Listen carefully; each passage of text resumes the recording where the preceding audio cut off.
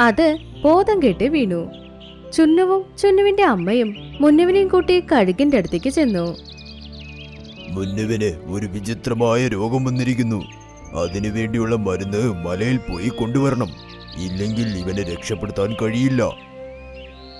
അപ്പോ ചുന്നു പറന്നുകൊണ്ടേ ആ മലയ്ക്ക് മുകളിലുള്ള മരത്തിന്റെ അടുത്തേക്ക് ചെന്നു.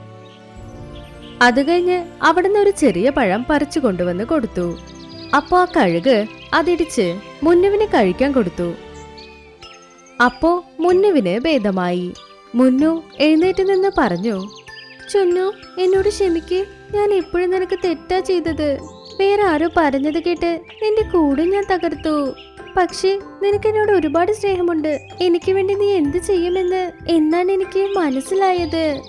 അപ്പൊ അവരുടെ അമ്മ പറഞ്ഞു, ഒരുപാട് താമസിച്ചാലും കുഴപ്പമില്ല. എന്റെ മകന് അവൻ ചെയ്തത് തെറ്റാണെന്ന് മനസ്സിലായല്ലോ. മുന്നു, അവനോട് നീ ക്ഷമിക്കുമോനെ? അമ്മേ, ഇവൻ എന്റെ അനിയനാണ് അമ്മേ. അനിയന്മാരെപ്പോഴും തെറ്റ് ചെയ്തുകൊണ്ടേയിരിക്കും. അതുകൊണ്ട് എനിക്ക് അവനോട് പിണങ്ങാൻ പറ്റൂ.